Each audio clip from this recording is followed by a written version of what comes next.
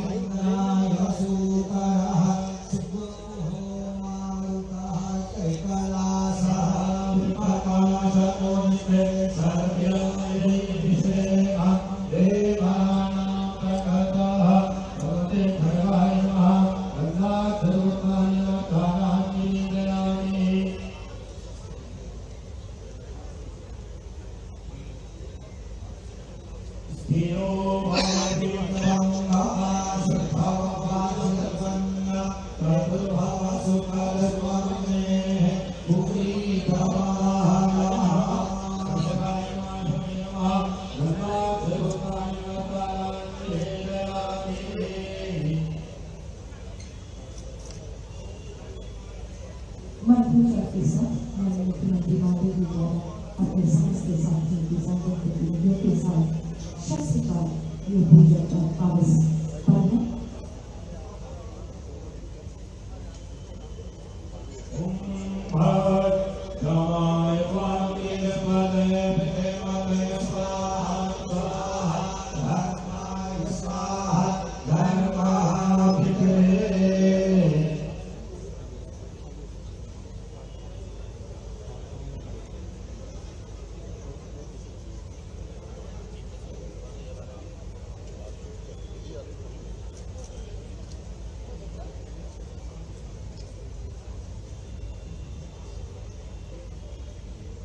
मां काली की पूजा अर्चना एवं शक्ति साहस और विजय के प्रतीक के रूप में शस्त्र की पूजा की प्रकट का यह दूसरा बड़ा मुख्यमंत्री मोदी जी के द्वारा शस्त्र पूजा किया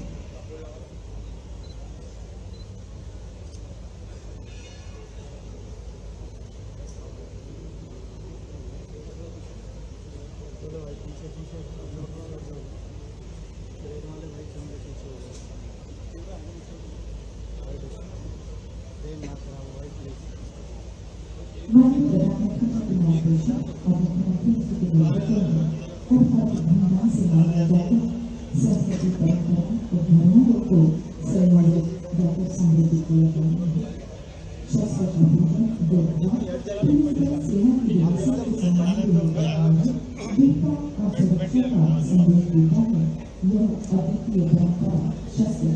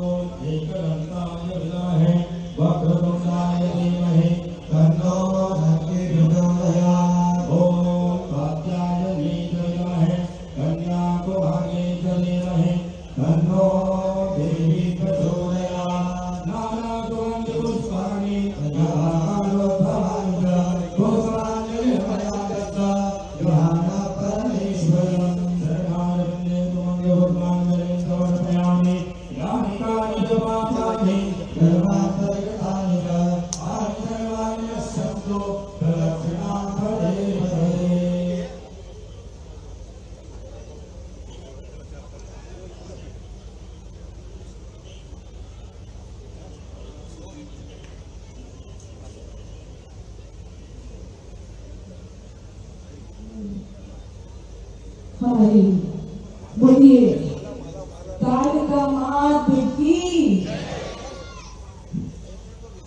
विजयदशमी का पावन पर्व और शुभ पूजन की परंपरा पुलिस विभाग में अस्त्र शस्त्र की सम्मान करने और उनसे आशीर्वाद लेने का परंपरा है। राष्ट्र परिवार और समाज की सुरक्षा के साथ साथ स्वयं की सुरक्षा की आत्मरक्षा पर भी जोर देती है। मध्य प्रदेश पुलिस की भी अपनी एक गौरवशाली परंपरा जिसकी स्थापना 1814 में हुई थी। सर्वप्रथम पुलिस संकल्पना की शुरुआत देवी आयोग में होकर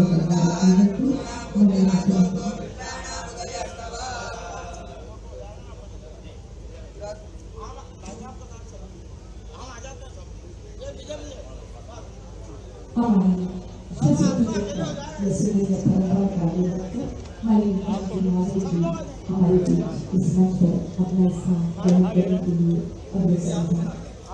विजयदशमी पर शस्त्रों का विजय परंपरा और विरासत का सम्मान करें।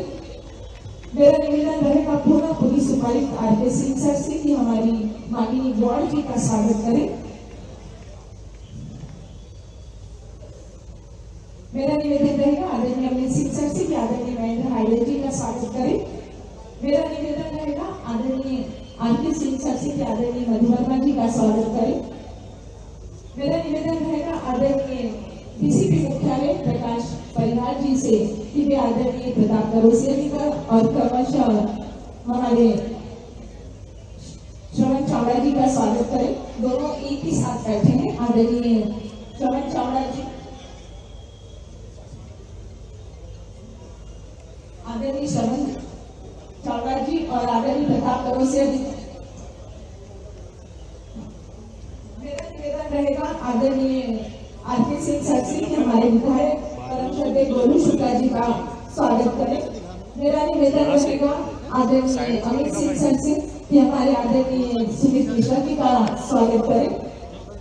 मेरा निवेदन रहेगा आदरणीय आर.के. सिंह सर से कि हमारी आदरणीय रीना सतीश खान जी का स्वागत करें।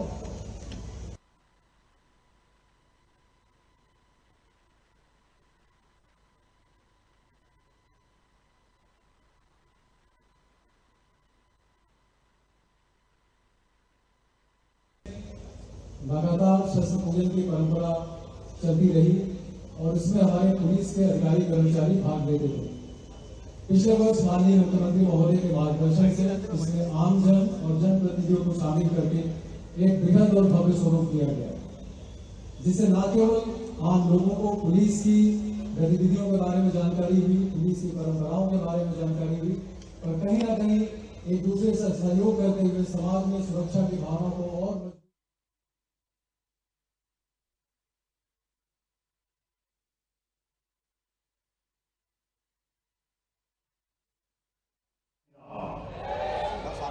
जय जय श्री राम। दशहरे के पावन अवसर पर अहिल्या माता की नगरी इंदौर में शस्त्र पूजन के कार्यक्रम में मंच पर विराजमान सांसद माननीय शंकर लदवानी जी, माननीय विधायक मधु वर्मा जी, माननीय विधायक गोलू शुक्ला जी, माननीय विधायक मालिनी गोल्डी जी, माननीय विधायक महेंद्र हाइडिया जी, माननीय महापौर पुष्पमित्र भार्गव जी, हमारे दोनों जिला के भी सुनील जी और पटेल साहब।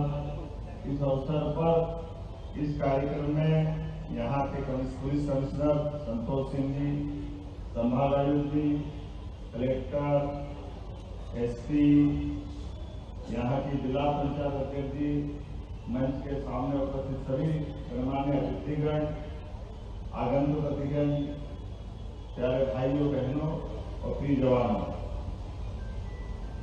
शस्त्र सैनिक या जवान के एक तरह से दो प्राण और एक शरीर का हिस्सा रहता है। वो जवान क्या जिसके हाथ में शस्त्र नहीं हो, और वो देवता क्या जिसके हाथ में अस्त्र नहीं हो। अस्त्र और शस्त्र से प्राचीन काल से हमारी शक्ति के प्रति जो प्रतिबद्धता, और शक्ति के बिना हमारे यहाँ तो ऐसा माना जाता है कि शिव भी अधूरे, इसलिए शिव शक्ति यह एक ही रूप। दुनिया अभी इस बात को जानेगी, लेकिन हमारे यहाँ तो पुरातन काल से प्राचीन काल से एक शरीर के अंदर भी अर्धनारीश्वर शरीर का कल्पना की गई, और शक्ति जगदम्बा थी। और जगदम्बा की नवरात्रि के बाद आज का दशहरे का पावन पर्व, और दशहरे के पावन पर्व में भी दो तरह से गाथाएं जुड़ती है। भगवान श्री राम की विजय गाथा भी जुड़ती है, जब रावण को पराजय करके राम राज्य की स्थापना का महत्वपूर्ण दिन है। दूसरी तरफ महिषासुर मर्दनी के द्वारा महिषासुर राक्षस का संहार करते आज दशहरे का यह अवसर हमको उपलब्ध कराते हैं। लेकिन आज के इस दौर में यशस्वी प्रधानमंत्री के नेतृत्व में बीते साल से जब से हमारी सरकार बनी, हमने ये परंपरा भी बनाई। मैं एक और कारण से आज की बधाई देना चाहूंगा। राष्ट्रीय स्वयंसेवक संघ का आज ये 100वां वर्ष है। हमारे लिए सौभाग्य की बात है, देशभक्तों का एक ऐसा संगठन जिसने आजादी के पहले से डॉक्टर केशव बलिराम हेडगेवार जी ने आजादी मिलने वाली, लेकिन आजादी मिलने के बाद देशभक्त नागरिक अगर अलग अलग व्यवस्थाओं से नहीं जुड़ेंगे तो यह आजादी लंबे समय तक चलेगी कैसे। इसका विचार करते हुए जन जन के बीच में देशभक्ति की अलग जगाते हुए देशभक्त लोग हर क्षेत्र में, चाहे वो कोई भी क्षेत्र हो, विद्यार्थियों का हो, किसानों का हो, विज्ञान का हो, किसी भी राजनीतिक क्षेत्र का हो, अपनी पुरातन सनातन संस्कृति से जोड़कर विरासत से विकास के उस मूल वाक्य को लेकर राष्ट्रीय स्वयंसेवक संघ ने जो यात्रा की है, आज उसका शताब्दी वर्ष की। मेरी अपनी ओर से एक बार फिर प्रदेशवासियों को हमारे शस्त्र पूजन के साथ, विजयदशमी के साथ संघ के भी शताब्दी वर्ष की बधाई भी देना चाहता हूँ। एक और खास बात, हमारे लिए सौभाग्य की बात, इंदौर वो धरती है, इंदौर हो, उज्जैन हो, अतीत के गौरवशाली इन प्रश्नों को भी याद करेंगे। जब हमारे यहाँ देश में चाहे किसी की सत्ता दिल्ली में हो, लेकिन ये हमारा पूरा महाराज शिवाजी के साथ महाराष्ट्र में चला विचार, महाराणा प्रताप शिवाजी जिन्होंने उस गुलामी के काल में भी माँ भवानी के आशीर्वाद से देश की आजादी की झलक को बनाए रखा।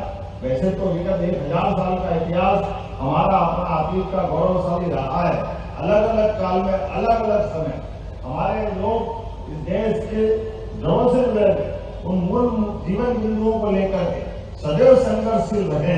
मैं आज के अवसर पर जब हमारी ये पहली बटालियन नंबर 1 बटालियन के ही कार्यक्रम और नंबर 1 बटालियन के कार्यक्रम में हमारे अपने इंदौर से माँ अहिल्या की नगरी से प्रदेश भर में हमारे हर स्थान पर हमारी सरकार बनी, तब से हमने शस्त्र पूजन की परंपरा भी प्रारंभ की।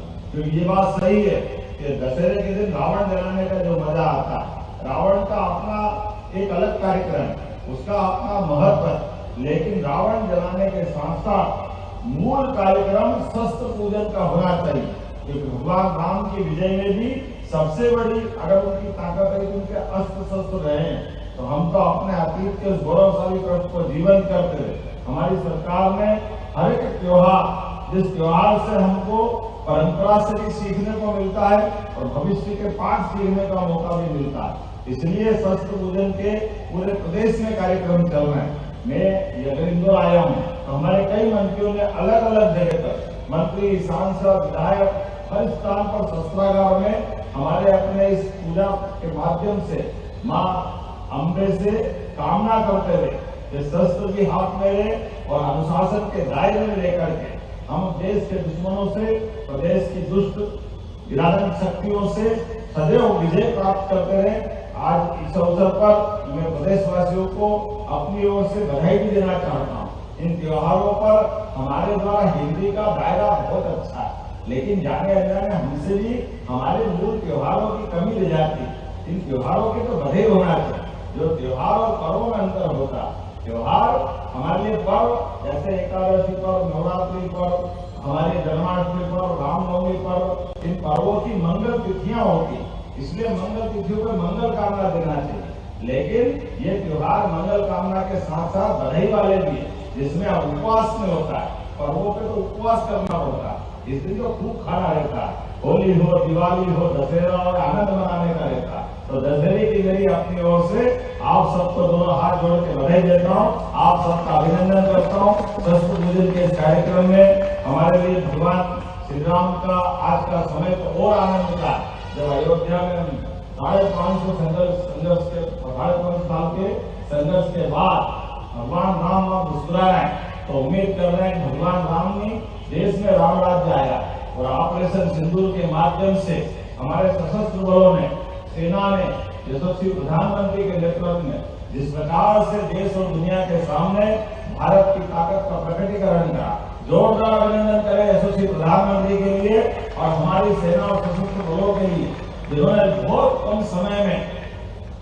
हमारे एक ऐसे पड़ोसी देश जो जब देखो तब मानता नहीं, लेकिन हमारी सेना हमारे देश की आम जनता के साथ सदैव खड़ी है। उनके सुख दुख में, उनकी कठिनाई में, ऐसे समय में उनके किसी भी आक्रमण का जवाब देने में हमारी सेना सक्षम है।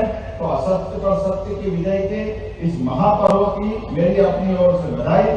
हम सब भगवान श्री राम के उस काल से लगा करके, जैसे महिषासुर मर्दनी का मैंने समय बताया, सबको स्मरण करते हुए शस्त्र पूजन से विजय भोग का आशीर्वाद हमको मिले, परमात्मा सदैव हमारे हाथ में विजय दे, इसी भावना के साथ एक और चीज जोड़ी है।